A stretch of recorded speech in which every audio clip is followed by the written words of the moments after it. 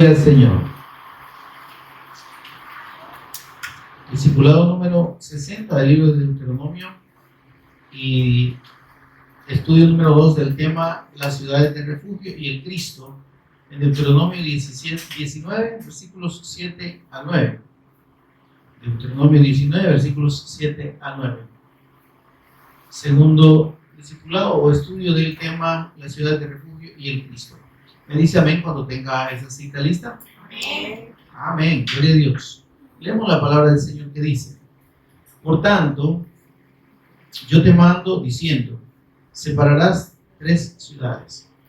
Y si Jehová tu Dios ensanchare tu territorio como lo juró a tus padres, y te diere toda la tierra que prometió dar a tus padres, siempre y cuando guardares todos estos mandamientos que yo te prescribo hoy para ponerlos por obra, que amas a Jehová tu Dios y andes en sus caminos todos los días, entonces añadirás 3 ciudades más a estas 3. Amén. Dejamos ahí la lectura y oramos para pedir la guía del Espíritu Santo en esta meditación de esta hora. Señor y Padre nuestro que estás en los cielos, te bendecimos, Señor, te adoramos, te exaltamos tu precioso nombre, en el nombre de nuestro Señor y Redentor Jesús Cristo, tu Hijo amado, por cuyos méritos, Señor, tenemos el privilegio único, incomparable, Señor, de estar en el mismo lugar de tu presencia y recibir la instrucción de tu palabra. Bendito Espíritu Santo, por favor, ministranos tú de principio a fin, toma el control de palabras y pensamientos, Señor, sé tú enseñándonos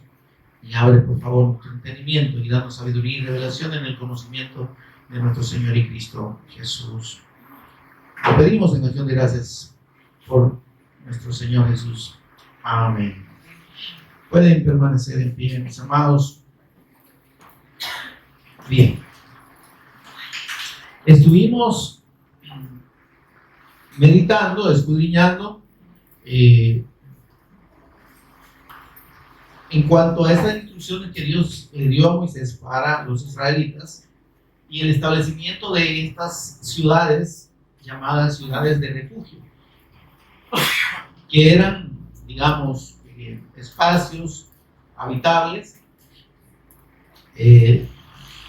donde había responsables, ancianos, líderes del pueblo, y que Dios estableció como le dijo en los primeros versículos que leímos del capítulo 19 y que escudriñamos la vez anterior, se los voy a leer de nuevo. Le dice el Señor a Moisés: cuando Jehová tu Dios destruya a las naciones cuya tierra Jehová tu Dios te da a ti, y tú las heredes, y habites en sus ciudades y en sus casas, te apartarás 3 ciudades en medio de la tierra que Jehová tu Dios te da para que la poseas. Arreglarás los caminos y dividirás en 3 partes la tierra que Jehová tu Dios te da en heredad, y será para que todo homicida huya ahí. Dice, y este es el caso del homicida que huirá allí y vivirá: aquel que hiriera a su prójimo sin intención y sin haber tenido enemistad con él anteriormente. Entonces, lo que el Señor está estableciendo es, digamos, la protección o el refugio, por eso se llama ciudad de refugio, para aquellos homicidas, aquellas personas que cometieran un homicidio sin intención, lo que se conoce ahora como homicidio culposo, ¿verdad?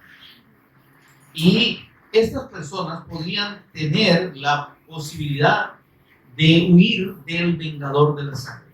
Hicimos una relación de cómo surge la importancia que Dios da al derramamiento de sangre y lo analizamos desde el primer homicidio que hubo sobre la tierra. ¿Recordamos eso? Bueno, algunos no vinieron, ¿verdad? Pero ahí está la grabación para que lo puedan oír si no vienen. Entonces, cuando sucedió el primer homicidio, hubo de parte de Dios sobre Caín una maldición. Amén.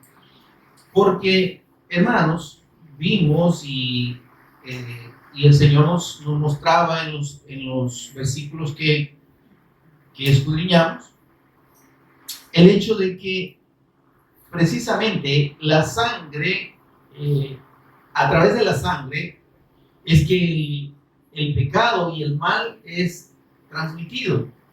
Amén. Cuando Adán y Eva pecaron, es decir, fueron incrédulos a la palabra, al pacto, y desobedecieron flagrantemente la palabra de Dios, el pacto de Dios, fueron contaminados en todo su ser, su espíritu, su alma y su cuerpo. La contaminación del cuerpo sucedió, hermanos, porque su naturaleza santa y sin pecado fue afectada por el mal que los contaminó. ¿Se entiende eso? Entonces, ese mal, así como transformó, y también mencionamos esto, la naturaleza original de Luzbel, y para que después se convirtiera en Satanás, lo convirtió, ese mal que surgió en su corazón, lo convirtió en Satanás, de la misma manera que el mal al cual dio origen Satanás en su corazón cuando se apartó de la voluntad de Dios, del pacto de Dios, ¿sí? Recordemos que Luzbel, quien era antes de convertirse en ese ser opuesto a Dios, era un ser de luz, era un ángel, el más hermoso, precioso, era un ser súper sabio, ¿verdad? Era un espíritu benigno, cualidades de Dios, tenía cualidades de Dios. ¿Está conmigo, hermano? Pero así como Dios dotó a los ángeles de voluntad, es decir, para decidir, así después dotó al hombre de esa capacidad de decidir, ¿verdad? Y precisamente por esa capacidad de decidir entre obedecer a Dios o no obedecer, ¿verdad? Es que Satanás, en el corazón de Luzbel, que después se convirtió en Satanás, en el corazón de Luzbel surgió ese mal. La escritura dice allá en Ezequiel 12, si no me equivoco, que se halló mal en él. Amén. Entonces, cuando él se aparta de la voluntad de Dios, entonces se vuelve contrario a Dios y surge el mal en su corazón. Y ese mal lo transforma en lo que es Satanás hoy. ¿Qué es? Dejó de ser un espíritu benigno, se convirtió en un espíritu maligno, un espíritu que solo hace y promueve el mal. Amigo, de ser un ser de luz, un espíritu luminoso, pasó a ser un espíritu tenebroso, un ser de tinieblas. Y de ser un ser sabio, se convirtió en un ser astuto, es decir, con una inteligencia muy grande para hacer lo malo. ¿Estamos, hermanos? Entonces, cuando Adán y Eva son creados por Dios, los crea a su imagen y conforme a su semejanza. El hombre era santo, era perfecto, era bueno, tenía la naturaleza divina y por eso podía tener comunión con Dios. De hecho, dice la escritura que Dios se paseaba por el huerto, ¿amén? Y hablaba con el hombre. Entonces, pero le da un pacto. Dios le dice a Adán y a Eva: pueden comer de todo fruto, pero del árbol del conocimiento del bien y del mal, del fruto de ese árbol no coman, porque si comen, se mueren. Dios dejó claro qué era el mal. ¿Amén? El mal para Adán y Eva era comer de ese fruto, y no comer de ese fruto era el bien. Amén. Creyendo a esa palabra de Dios, tomando esa palabra de Dios como la verdad eterna, que así lo era, es que ellos permanecían dentro de la voluntad de Dios, no se apartaban de Dios. Amén. Tenían comunión con Dios. De hecho, junto con el árbol del conocimiento del bien y del mal, Dios plantó el árbol de la vida. Y ese árbol de la vida representaba la persona del Cristo, que era la que les daba la vida eterna a ellos. Cuando el Señor los echa, dice: ahora pues el hombre no podrá estirar su mano y comer y tomar del árbol de la vida y comer y vivir para siempre. Ya la posibilidad de la vida eterna en ellos se terminó desde el momento en que oyen y creen más a la voz de la mentira, que en este caso Satanás, que ya estaba separado de Dios, que ya era un ser maligno, solo que estaba disfrazado, ¿verdad?, de algo inocente, y le creen a él. Entonces, como este ser ya tenía el mal en él, creerle a él por sobre la palabra de Dios implicaba unirse a él. ¿Está conmigo? Plegarse a su verdad, entre comillas, que era mentira. Y entonces el hombre ahí pierde todo. Adán y Eva pierden su naturaleza perfecta y heredan una naturaleza imperfecta. Pierden su naturaleza santa y heredan una naturaleza pecaminosa. Pierden su naturaleza buena, semejante a Dios, y se convierten en seres malos. Dice Dios que los pensamientos del corazón de los hombres era de continuo solamente el mal, y sigue siendo igual, porque somos descendientes de Adán y Eva. En esa categorización y en esa condición, todo descendiente de Adán y Eva heredó el mal y la condición de pecado. ¿Qué fue el pecado original? La incredulidad a la palabra. Amén, hermano. El pecado original de Adán y Eva no es la desobediencia, es la incredulidad. Porque la incredulidad, ¿qué produce? Desobediencia. O sea, la desobediencia es el efecto del pecado original, que es la incredulidad. ¿Cómo entonces se revierte esa incredulidad? Se revierte mediante la fe. Por eso es que el que cree, obedece. El que cree verdaderamente, ¿se entiende esto, hermano? O sea, incredulidad, desobediencia. Fe, obediencia. Amén. Entonces, pero en esa condición, ¿qué fue lo que se afectó? Ya les dije, todo su ser, espíritu, alma y cuerpo. ¿Y qué pasó en el cuerpo? La sangre que Dios les dio era una sangre pura, limpia, sin contaminación, que se renovaría eternamente. Eran seres con una naturaleza especial, diferente a este cuerpo. Pero cuando comen, dice Génesis 3:7, dice, y Eva, dice, tomó el fruto y comió y dio de comer a su marido igualmente. Entonces, dice, fueron abiertos los ojos de ambos. ¿Cómo así? En esa expresión en el idioma griego significa como que si ellos bajaron de un nivel a algo más bajo, de un nivel alto a algo más bajo. Entonces, esa apertura de ojos significa el cambio de su naturaleza eterna a esta naturaleza. ¿Qué pasó con su sangre? Quedó contaminada con el mal y con el pecado. Entonces, el pecado y el mal, hermanos, se transmite desde la concepción. Y explicábamos esto, ¿verdad? O sea, el niño es inocente en términos de su conciencia, pero es pecador por naturaleza, porque el mal viene. Amén. El mal está en él y se va a producir, y la naturaleza del hombre es pecaminosa desde su nacimiento. Ahora,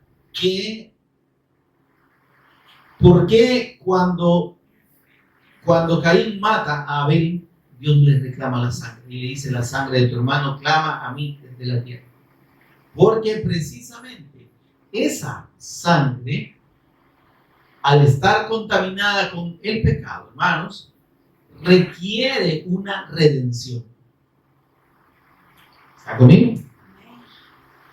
La consecuencia y el efecto del pecado en el hombre es la muerte.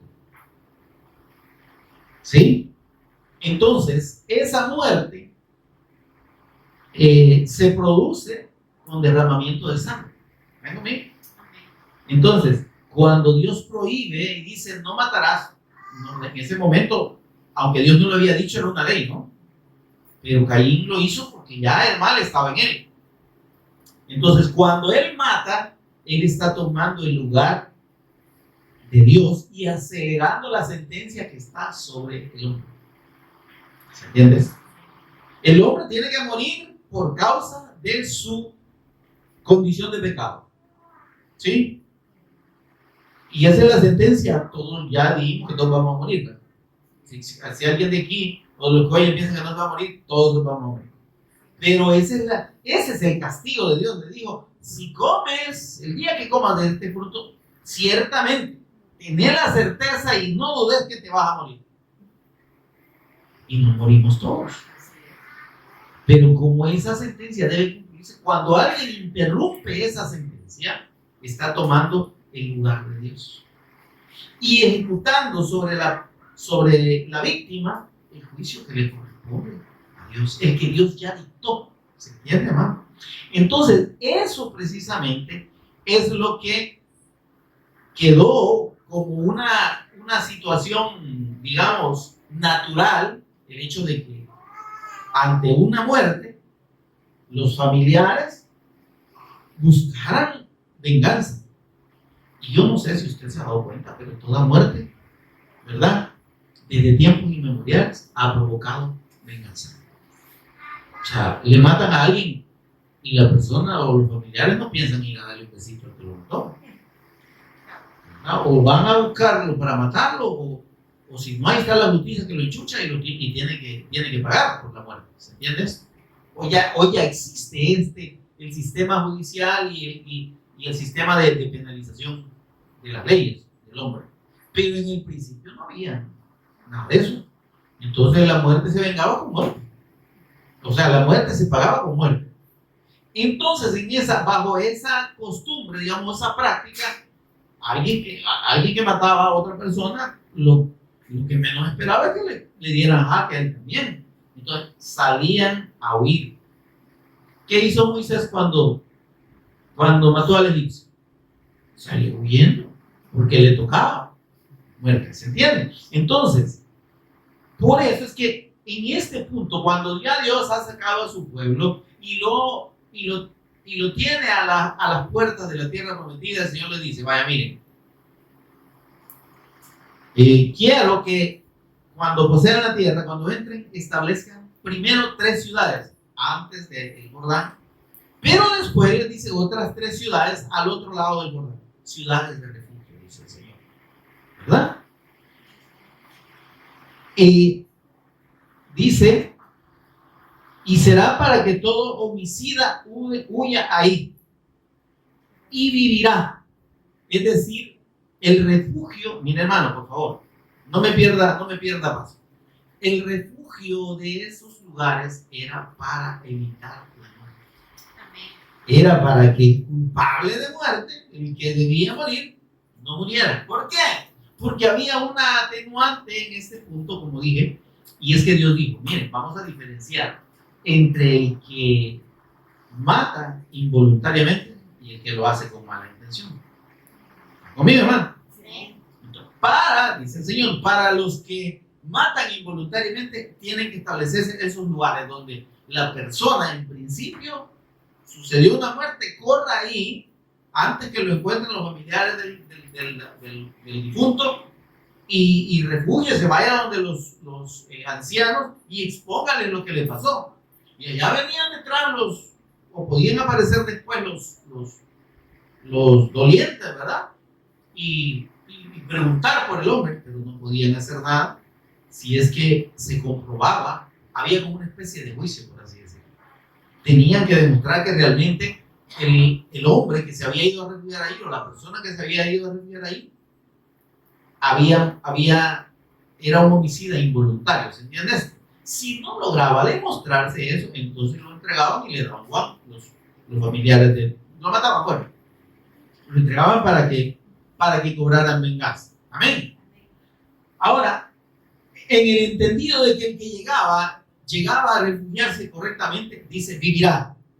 Y tenía que estar ahí dentro, mire esto, dentro de la ciudad, no salir.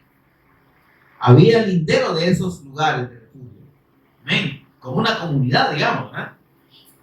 Si se salía de ahí, perdía la protección. O sea, él tenía que vivir ahí el resto de su vida. Amén. Ahora, había una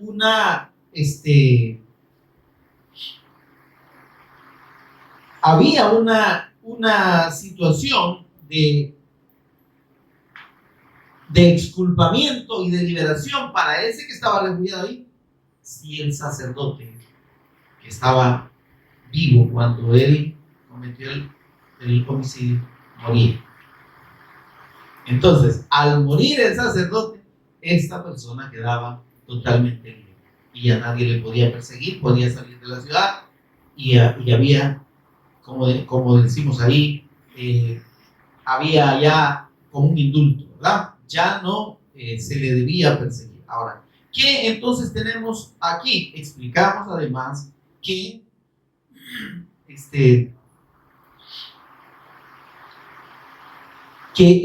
estas ciudades que fueron establecidas, eran 6 en total, ¿ven? Tenían el propósito de anunciar, de ser una sombra del Cristo y de la obra del Cristo. Entonces, ¿a qué se asimila el caso de la persona que llegaba y se refugiaba? A la condición natural de pecado que tenemos todos. ¿Está conmigo, hermano? ¿Sí? Por esa condición natural, Dios no nos condena si nosotros nos refugiamos en el Cristo. Y nos refugiamos en el sacerdote, ¿sí? De esta ciudad, que representaba esta ciudad, en el sentido de que ese sacerdote, la vida de ese sacerdote o la muerte de ese sacerdote significaba la liberación definitiva. Entonces Dios está diciendo, es que ustedes son culpables y son dignos de muerte, aunque el pecado que tengan sea un pecado heredado. Nuestra condición pecaminosa es heredada, ¿no? Amén. Ahí por ese lado se entiende el hecho de que es un homicida sin culpa. Ok, pero dice el Señor, te vas a refugiar aquí y cuando el sacerdote muera, entonces vas a ser libre totalmente. Entonces Dios está anunciando que la liberación definitiva del pecado se daría con la muerte del sacerdote eterno Jesucristo. Amén. Ahora, podemos leer algunos versículos aquí. Leímos hasta de los versículos 7 al 9. Los vamos a volver a leer. Quisiera que leyéramos el resto del resto de versículos. Voy a leer desde el 4 y sígame usted con la lectura para que tengamos el contexto de lo que la Escritura dice. Y este es el caso del homicida que huirá allí y vivirá, aquel que hiriera a su prójimo sin intención y sin haber tenido enemistad con él anteriormente. Como el que fuere con su prójimo, aquí pone un ejemplo, ¿verdad? Al monte a cortar leña y al dar su mano el golpe con el hacha para cortar algún leño, soltar el hierro del cabo y diere contra su prójimo y este muriere. Aquel huirá a una de estas ciudades y vivirá. No sea que el vengador de la sangre enfurecido persiga al homicida y le alcance por ser largo el camino y le hiriere de muerte, no debiendo ser condenado a muerte por cuanto no tenía enemistad con su prójimo anteriormente. Amén. Entonces Dios está protegiendo nos está protegiendo de ese pecado original. Estamos ahí, ¿verdad? Ahora dice el versículo 7 que leímos: por tanto, yo te mando diciendo, separarás 3 ciudades. Y si Jehová tu Dios enseñare tu territorio y todo lo demás, dice, en la parte final del versículo 9, dice, entonces añadirás 3 ciudades más a esta ciudad. Amén. Las ciudades que fueron establecidas, hermanos, en el lado antes del Jordán, fueron 3, y las otras 3 estaban en el territorio al otro lado del Jordán. Y ya vamos a dar la referencia de los nombres de esa ciudad.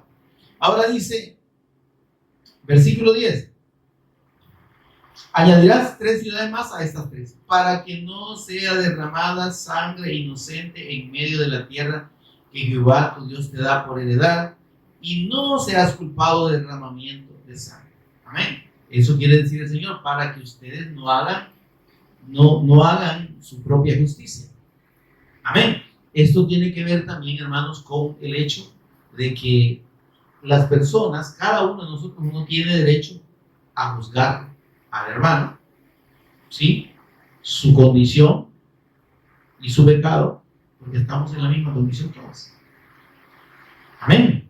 Entonces, dice, no seas culpado de derramamiento de sangre. ¿En qué sentido? Yo condenando a mi hermano, yo queriendo juzgarlo, yo juzgándolo, pues. Porque cuando yo señalo el pecado de alguien o su maldad, pero señalándolo en el sentido de acusar, ¿verdad? Como hacen muchos predicadores, ¿verdad? Que le dice a la gente, sinvergüenza, ¿verdad? Prostitutas, borrachos, desgraciados y todo lo que usted quiera. Están cayendo en un pecado que aquí dice el Señor, no seas culpado de derramamiento de sangre. Es decir, estás matando a tu prójimo y no te corresponde hacerlo. ¿Se entiende esto, hermano?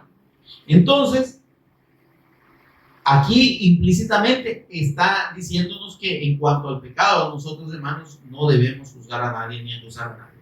Amén. Ni condenar a nadie. Te vas a ir al infierno. Sí será cierto, pero no nos corresponde a nosotros estarlo mandando.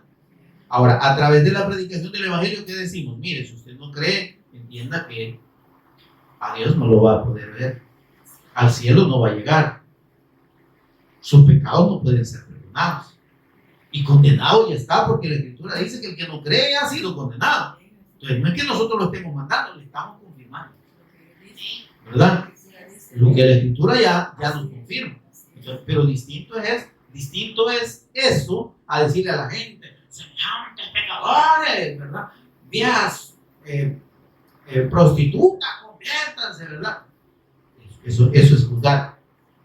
Amén. Ahora estamos claros ahí. Ahora dice, mire, versículo 11.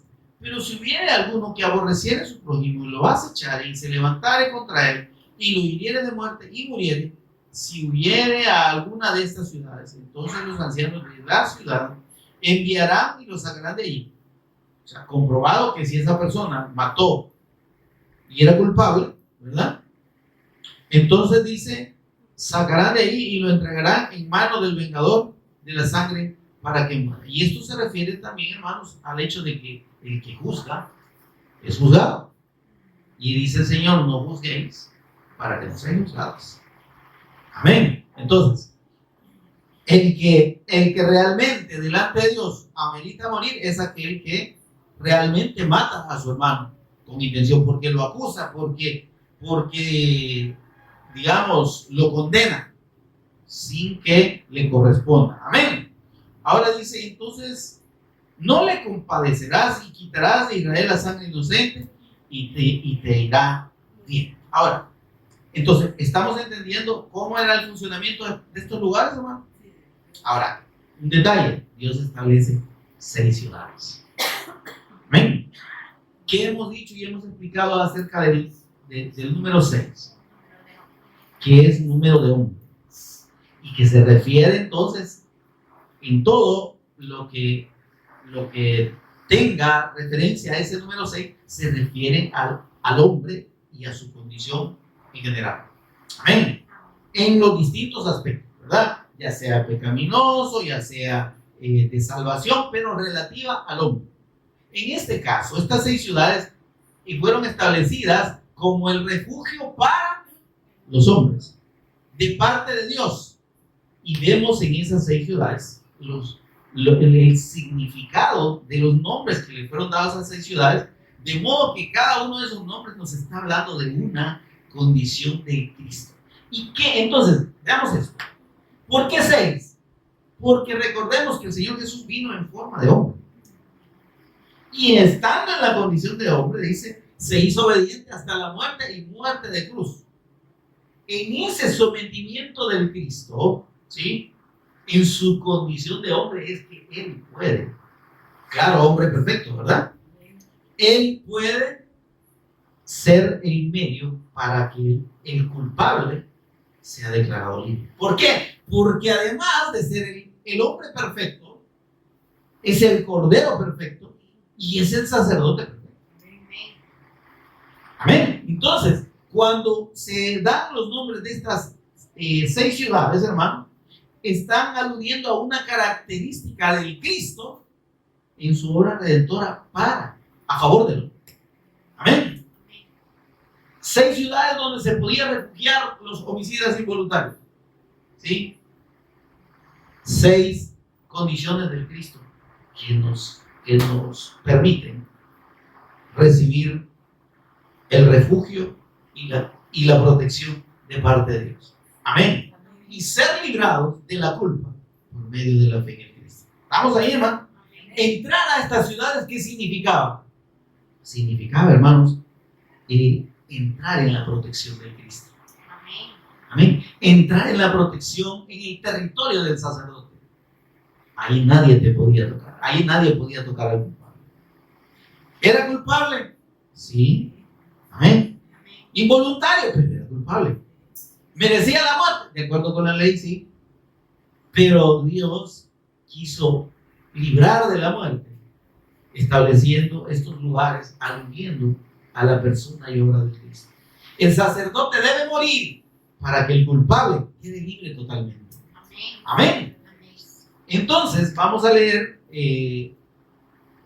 Deuteronomio 4:41. Vamos a ir aquí mismo a Deuteronomio, en los versículos, capítulo 4, versículos 41 al 43. Ojo con los nombres. Yo espero que, como ustedes saben, que este es un día de estudio, ¿verdad? De discipulado, porque veo que traen su libretita y su lapicero para que vayan tomando nota de lo más importante, porque ya lo vi. Los felicito a todos. No hay nadie que le falte su libretita con su lápiz, ¿verdad?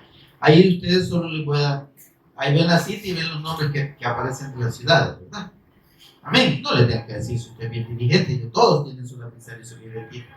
Cosas, qué barbaridad. Bueno, ahora veamos versículo 41. Dice, entonces apartó, aquí está confirmándonos digamos, la obediencia de Moisés a esa indicación que dio el Señor. Entonces apartó Moisés 3 ciudades a este lado del Jordán, al nacimiento del sol. ¿Cuál es el nacimiento del sol? El oriente, ¿verdad? Ok. Entonces dice, para que huyese ahí el homicida que matase a su prójimo sin intención, sin haber tenido enemistad con él nunca antes, y que huyendo a una de estas ciudades salvase su vida.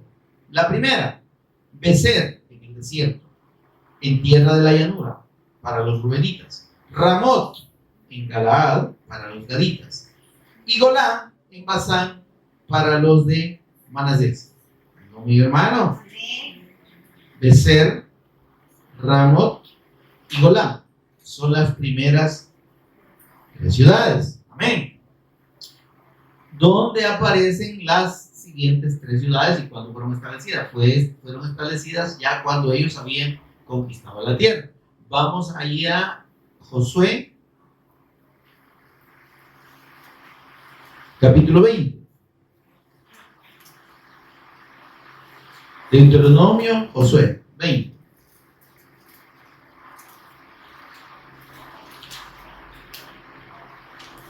Versículos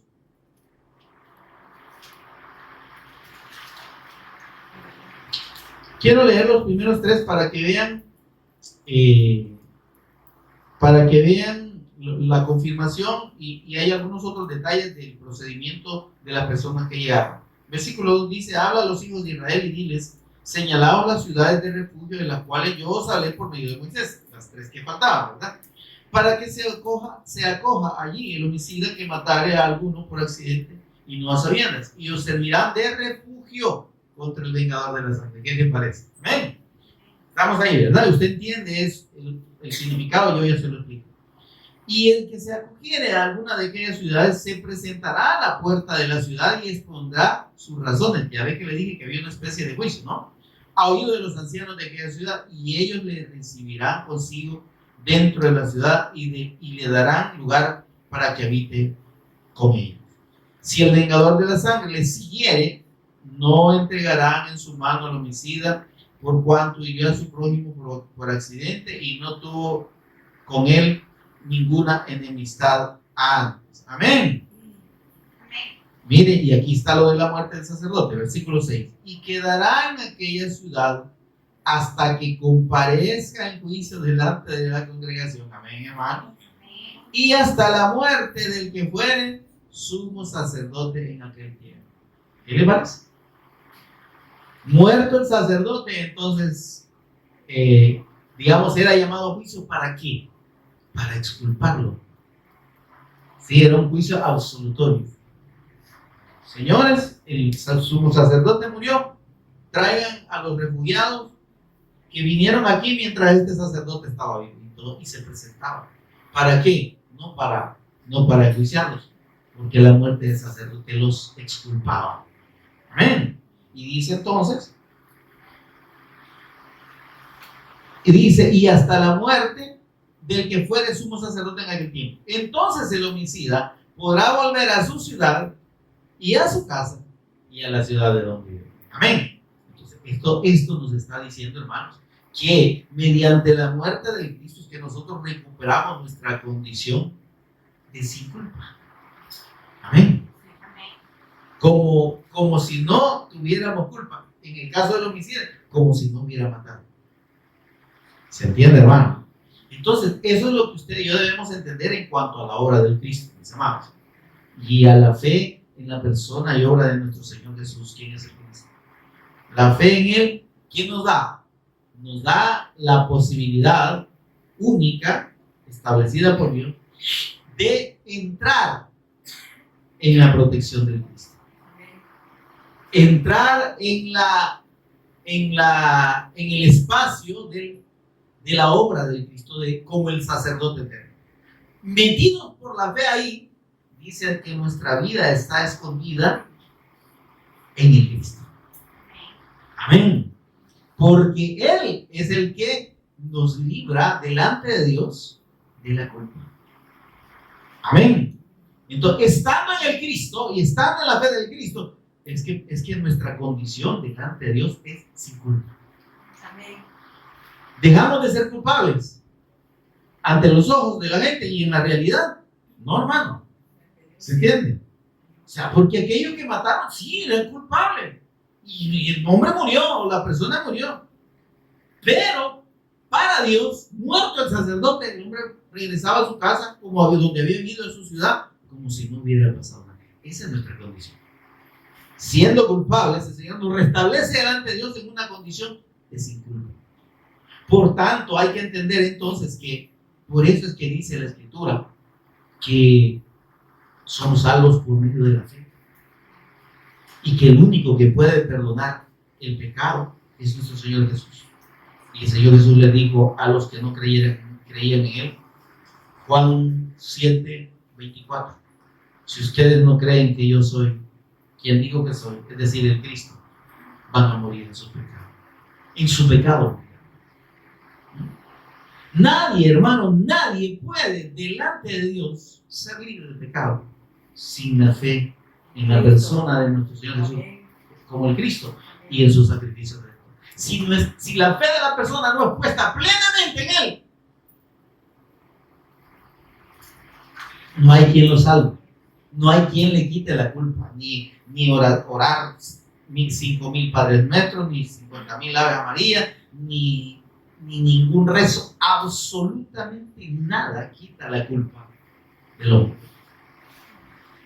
Por eso es que en la persona del Cristo se consumó esta figura de la ciudad de refugio. Porque nuestro refugio delante del acusador, que es Satanás, ¿verdad? El vengador de la sangre, o sea, es el Señor Jesús. Por eso es que Satanás dice que el que está en el Señor, el enemigo no le toca. Satanás no puede acusarnos delante de Dios. Ese es pecador, ese es culpable, ¿verdad? No puede. Amén. Ahora, vamos a los nombres de las otras 3 ciudades. Versículo 7. Entonces señalaron, ya le dije las primeras 3 cuáles son, hermano.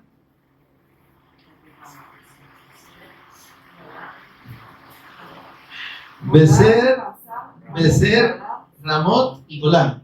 Amén. Vamos a las otras 3. Dice, entonces señalaron a Ceres en Galilea, en el monte de Neftalí, Siquem en el monte de Efraín, y Kiriat Arba, que es Hebrón, en el monte de Judá, al otro lado del Jordán, al oriente de Jericó. ¿Ok? Señalaron a Becer en el desierto, en la llanura de la tribu de Rubén, Ramot en Galaad de la tribu de Gad, y Golán en Basán de la tribu de Manasés. Aquí están las 6 ciudades. ¿Estamos, hermano? Aquí ya se confirman los nombres de las 6 ciudades, de las cuales ya el Señor habíamos adelantado las primeras 3 que se establecieron al lado del oriente del río Jordán. Entonces dice, versículo 9, estas fueron las ciudades señaladas para todos los hijos de Israel y para el extranjero que morase entre ellos. Mire esto, el extranjero también podía. ¿Está conmigo, hermano? Y aquí debemos entender que la obra del Cristo, la obra del sacerdote y la posibilidad del sacerdote de librar de la culpa de la muerte no era solo para los israelitas, era también para los extranjeros. Israelitas, digo, en el sentido de la nacionalidad. Por eso es que el alcance de la obra del Cristo es todo el mundo. El Señor dijo, vayan por todo el mundo y prediquen este evangelio del reino a toda criatura. ¿Ven? Entonces, porque la obra del Cristo no es exclusiva de una nación o de una nacionalidad, es para todo el mundo. Por eso es que cuando la Escritura dice que por todos murió, no se refiere a que murió por todo el mundo, sino que abarcando la totalidad de la humanidad. Dios no excluye a nadie. El problema que excluye, o lo que excluye al hombre, es su misma incredulidad. Si el hombre no cree, ¿cómo puede? ¿Cómo puede Dios obrar en un corazón incrédulo? Pero por tu dureza, leímos allá en Romanos 2:5, ¿verdad? Y tu corazón no arrepentido, dice. ¿Qué dice? Atesoras para ti juicio para el día del juicio e ira para el día de la ira, algo así, ¿verdad? ¿Alguien que me lo lea, por favor? Pero por tu dureza y por tu corazón no arrepentido, atesoras para ti mismo ira para el día de la ira y de la revelación del justo juicio de Dios. Entonces, ¿qué es lo que condena al hombre? Ya el Señor lo dijo, el que en él cree. Juan 3:18. No es condenado. Es que la fe en la persona y obra de nuestro Dios Jesucristo nos libra de la condenación y de la muerte eterna, pues. De la muerte física, no. De que nos vamos a morir, ya estamos, porque sí, debemos entender que somos pecadores y eso nos va a llevar a la muerte, ¿verdad? Dice, pero el que no cree, dice, ya ha sido condenado.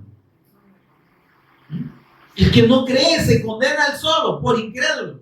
¿Por qué? Dice, porque no ha creído en el nombre del unigénito Hijo de Dios. Es que no se trata solo de decir yo creo en Jesús.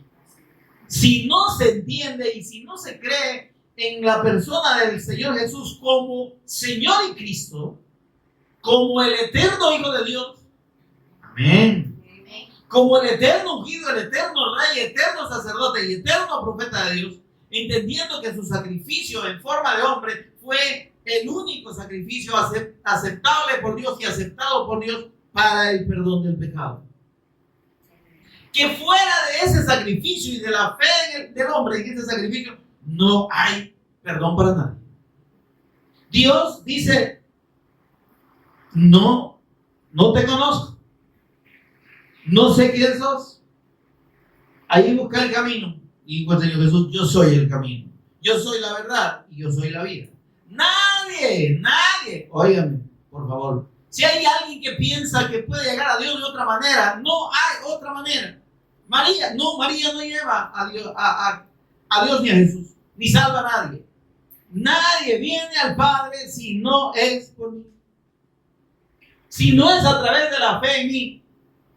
Creer en la persona de Jesús, creer en su nombre, creer en su condición de Cristo eterno. Eso es verdaderamente creer. Porque esa fe nos pone en una condición espiritual que es la que nos hace partícipes del pacto de Dios.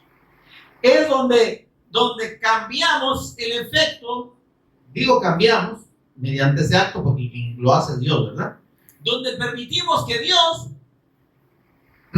nos restituya en la condición del primer Adán, ¿se entiendes?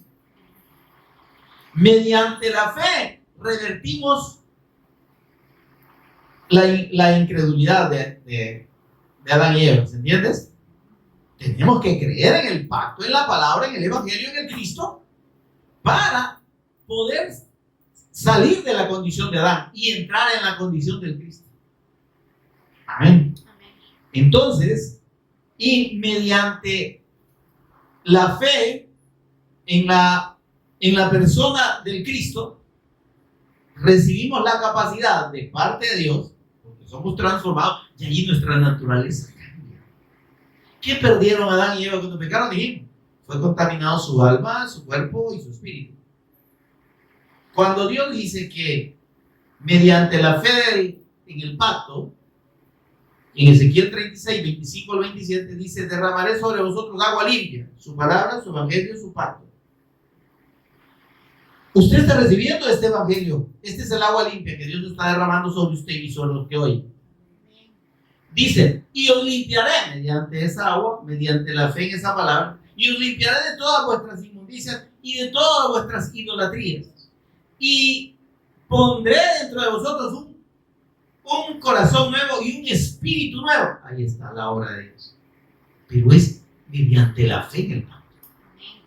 ¿Y qué implica la fe en el pacto? Creer de todo corazón en la persona de nuestro Señor Jesús como el Cristo eterno, como el eterno Hijo de Dios, como el Hijo del Hombre, como aquel que está sentado a la diestra del Padre, como el único sacerdote que consumó mediante el sacrificio de sí mismo nuestra redención, y como el único que nos puede reconciliar con el Padre, como el Rey eterno que derrotó a Satanás y que le quitó toda autoridad sobre nosotros, y como el profeta eterno que es la palabra viva de Dios, que nos trae y nos ministra la voluntad de Dios. ¿Qué le parece? En el Cristo lo tenemos todo, en la fe del Cristo. Por eso es que esa fe es la única que salva. Amén. Y entonces vemos cómo de esta manera es que Dios estaba y anunció a los israelitas, porque esto fue en Israel, el Israel físico, ¿verdad? Terrenal, como una sombra del Cristo y como una sombra de los que necesitaríamos refugio, que somos un pueblo, ¿verdad? Pero que mediante la fe vamos y creemos en Él. Amén. Entonces, mis amados, vamos a meditar o vamos a escudriñar sobre el significado de estas 6 ciudades, pero por efecto del tiempo, porque ya estamos sobre la hora casi, vamos a dejarlo para el próximo miércoles, Dios mediante, ¿verdad? Y ahí vamos a ver cómo nuestro Señor Jesús, mediante estas 6 ciudades, nos revela el refugio perfecto en el Cristo hombre. ¿Sí? En la obra del Cristo. Ese 6 refleja la condición del Cristo como hombre. Y porque en esa condición nos redimió. Amén. Pero ese hombre perfecto, el único que no tenía pecado y que mediante el derramamiento de su sangre purificó y purifica a todo aquel que cree. Amén. Nuestra sangre, hermanos, ¿sí? Fue redimida en la sangre de Cristo. Esta sangre nos va a matar, ¿verdad? Porque el interior de la sangre es lo que nos hace viejito. Te aviso. Pero en la resurrección dice que vamos a recibir un cuerpo glorificado. ¿Sí? Una nueva sangre, la sangre del Cristo. Vamos a ser partícipes de su naturaleza divina y eterna. Amén, amados. Entonces, de ahí la importancia, pues, de que entendamos el propósito de Dios anunciando la obra del Cristo a través de estas ciudades de refugio. Tome nota ahí en su libretita que son 6 ciudades, ¿verdad? Becer, Ramot, Golán, Cedes, Siquem y Hebrón. Vamos a escudriñarlas una a una, primeramente Dios, la próxima semana, si el Señor no ha venido y si aún nos tiene con vida. Póngase en pie conmigo y tengamos un tiempo de oración para que podamos dar gracias al Señor por la administración de su palabra. Con el rostro inclinado y con toda reverencia oramos. Señor y Padre nuestro que estás en los cielos, bendito tu nombre. Te adoramos, te bendecimos, te exaltamos, Señor. Toda honra y gloria son tuyas. Tú eres Dios sobre todo. Señor, y tú eres digno de toda adoración. Bendito Señor y Cristo Jesús. Gracias, Señor, por salvarnos. Gracias por dar tu sangre